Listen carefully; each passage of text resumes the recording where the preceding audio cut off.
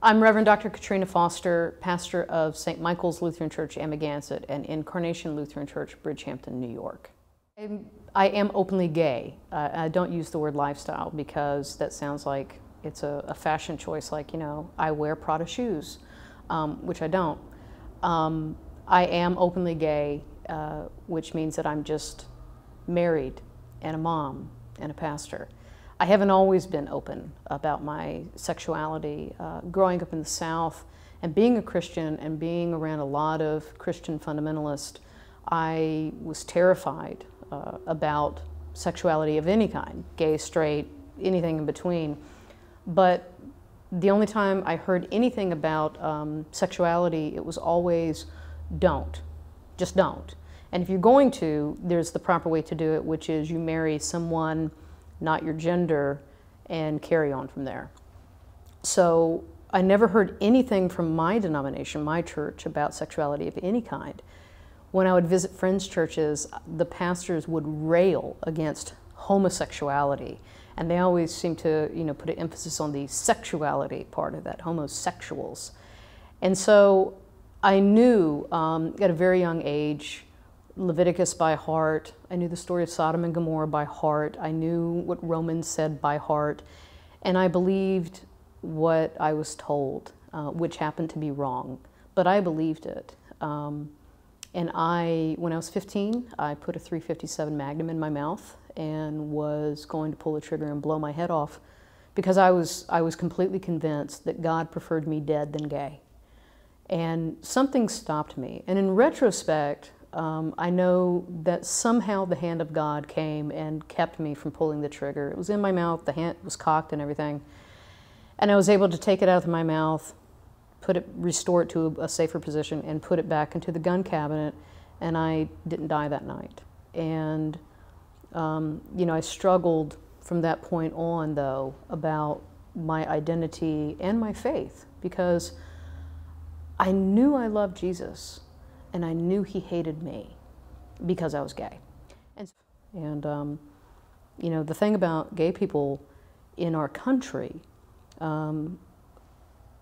as a citizen of this country, we're not valued because we are the acceptable class of people. Our country's laws are there to protect the people who are disliked the most.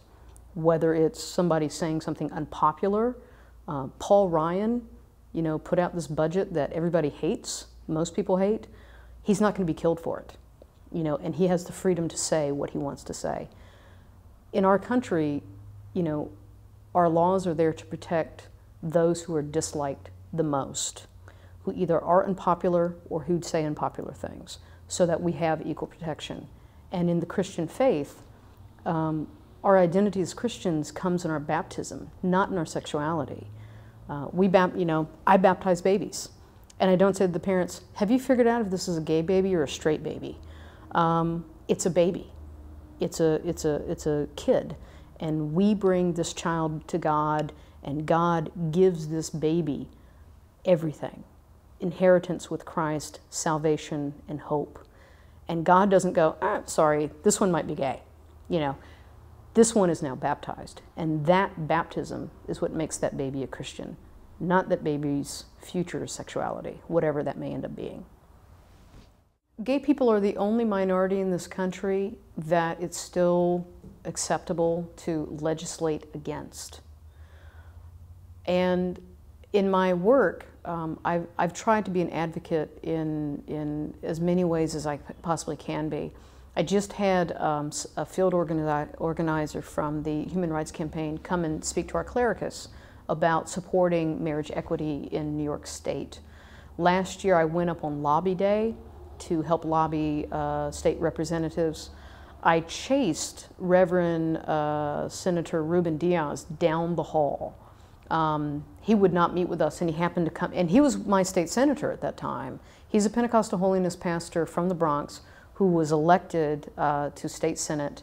I lobbied against him when he was on the Civilian Complaint Review Board.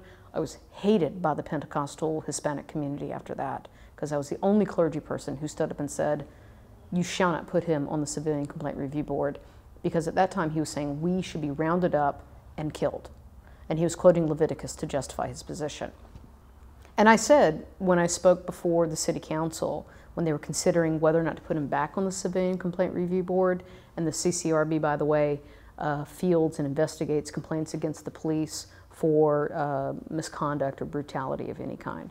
Once he was on there, the number of complaints from gay people against the police dropped through the floor because, you know, they weren't going to take us seriously when the police behaved in a way that was less than professional. So when I lobbied the city council to not put him back on the CCRB, I said I completely support his First Amendment right to stand in the pulpit and say whatever hateful, unchristian, homophobic schlock he wants to. I completely support his right to do that.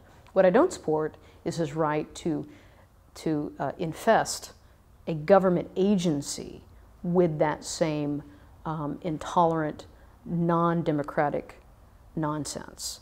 You know, I'm not going to stand up and say, he looks like a black guy. The Bible says I should own slaves, and so he should come over and clean my house now with no compensation whatsoever. If I were to stand up, people would go, oh my God, that's racist and horrible. Yes, it would be. Oh my God, he's a horrible homophobe. Yes, he is. So he is now a state senator, and when I saw him get off the elevator, and I knew who he was, I went up to him and I started speaking to him in Spanish. I was like, hola, ¿cómo está? Dios te bendiga. And I started speaking to him, and I was dressed, you know, as a pastor, and he didn't recognize me. And we started talking, and I said to him in my bad, horrible Spanish, you're wrong on same-gender marriage. And he started running, literally running. And, you know, I started chasing him because it seemed like the thing to do. So I'm chasing him down the hall, yelling at him in Spanish and English. There are drag queens who were there for lobby day. There's like, you know, big old aggressive dykes that are there, and they're like, go get him, go get him. And I am chasing him, and he runs past the state's troopers because there's a place where only senators can go. And he got on the other side of them, and I was still yelling at him. There's strength when you're right. You know, there's strength knowing that your position is right. It's not always easy to be out in front and to be an agent of change. It's scary sometimes. Luckily, I am not afraid of very many things. And luckily, I am just an old redneck. So I will go and do things that other people won't do. I will say things that other people only think. And when I am wrong, I will promptly admit it and make amends. Because I'm not always right. I'm just not. God is not so small that God fits easily in my pocket, you know, for easy reference. But I would rather be bold in trying to make positive change and occasionally be wrong than to sit back and do nothing and always be wrong. There's a great quote from Dr. King. It said something like, in the end, it is not the words of our enemies that we will remember, but the silence of our friends.